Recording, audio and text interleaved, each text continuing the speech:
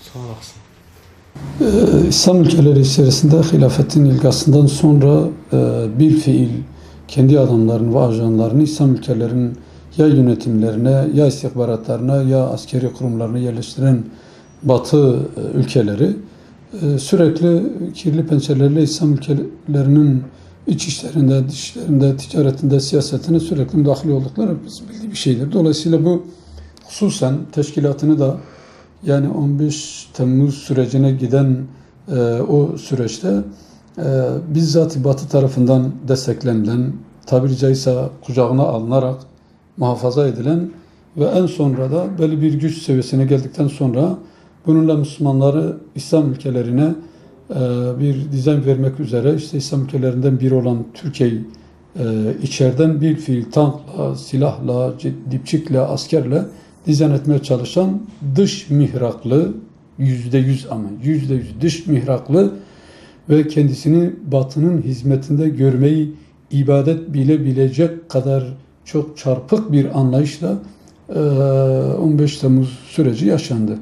Tabii bu süreçten önce İslami cemiyet ve cemaatlerin, kanaat önderleri, alimlerin, mütefekkir insanların tek tek de olsa bu konuda ses çıkarılıyordu. Fakat bu konuda maalesef yetkili insanlar bu işe kulak vermediler. Ta ki bu iş tamamıyla ifşa edilinceye kadar müdahale yapılmadı. Hatta belki söylenen insanlar suçlanıldı ve bu seviyeye getirildi yani. 15 Temmuz vakası saatlerce üzerinde konuşularak akademik bilgiler, tarihi tespitler ve yaşanmış olayların içerisine anlatılabileceği bir uzun zaman içerisinde ancak insanın anlatabileceği bir konu. Ancak özetleyerek söylersek yani tarih eğer ders alınırsa tarihin tekerrürü mümkün olmaz. 15 Temmuz sürecine gelmeden önceki İslami camiaların bunun altyapısını oluşturmaya çalıştığı günlerde gösterdikleri refleksler ve ciddi manada karşıt bir görüş serdedilmemiş olsaydı 15 Temmuz muvaffak olurdu. Çünkü halk içerisinde bu gruba karşı yani sol kesim, daha doğrusu şöyle diyelim, Amerikan ve İsrail'in güdümünde çalışan İslam ülkelerindeki tüm bu güçler birleşerek her ülke dizayn vermeye çalıştılar. Türkiye'yi de bunlar içerisine aldılar. Fakat muvaffak olamamaların sebebi Türkiye'de özellikle birçok İslami camia bu gruba karşı farkındalık oluşturdular. Halk içerisinde bunun büyük bir tehlike olduğunu, ancak hükümetle olan irtibatları sebebiyle bunu seslendiren cemaatler, cemiyetler, tarikatlar, İslami sivil yapılar hükümetle olan ortaklığı sebebiyle, İslami bir iktidar olması hasebiyle de hükümetle olan irtibatları sebebiyle bunu bir türlü anlatamadılar. Ama mesela Mısır'da da aynı güç, başka ülkelerde de ülkeleri karıştıranlar, Suriye'yi, Irak'ı karıştıranlar, Suriye'yi karıştıranlar aynı güç. Ama Türkiye'de muvaffak olamamalarının sebebi birçok sebep olabilir. Bana göre en büyük sebep İslam alimleri, bölge alimleri bu insanlara karşı hiç prim vermediler.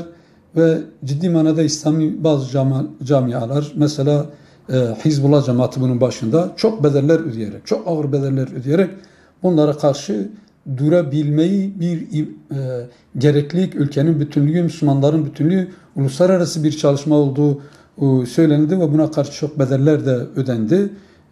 Dolayısıyla 15 Temmuz'a kadar bu bilgilendirmelerin fazla bir karşılığı görülmüyordu. Ama 15 Temmuz teşebbüsü yapıldıktan sonra halktaki bu bilgi demek ki doğruymuş diyerekten halk sokaklara döküldü ve halk önledi yani bunu.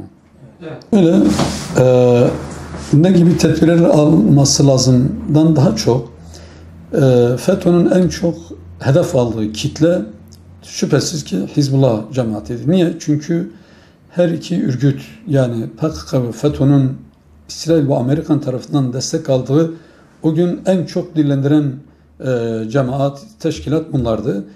Ve bunlar ülke çapında çok ciddi, temelli, böyle büyük sıkıntılar karşısında bile direnebilecek bir yapıya sahip olmaları sebebiyle FETÖ bunların üzerine gidiyordu. Yoksa FETÖ sadece onlar üzerine değil, aynı zamanda birçok İslami camianın üzerine, mesela siyasi partiler, İslami siyasi partilerin kapatılmasında büyük bir rol oynadıklarını, diğer Risale talebelerinden bazı grupların üzerine gittiklerini, kısacası onlar kim İsrail ve Amerikan karşıtı bu ülkede İslam dininin, İslam inancının, bu halkın inancının halk içerisinde hakim olmasının gerekli olduğuna dair plan yapan tüm kuruluşlara karşı bunlar aktiftiler.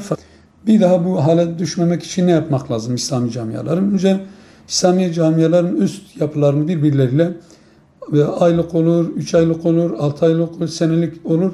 Mutlaka birbirine koordineli çalışmalar lazım. Bu bir. İkincisi, bugün inancımızdan farklı olduğuna inandığım bir iktidarın Türkiye'de iktidar sahiplerinin Türkiye'de olduğuna inanıyorum. Bunların ama mutlaka ve mutlaka FETÖ yapılanmasını diğer cemaatlerden ama mutlaka ayrı tutmak suretiyle, çünkü bu cemaatler olmamış olsaydı FETÖ'nün muvaffak olmamasına da hiçbir engel yoktu. Yani FETÖ devlet kurumlarıyla devrim yapmak istedi, darbe yapmak istedi. İslami camialar buna mani oldular. Bir daha olmaması için ne yapması lazım?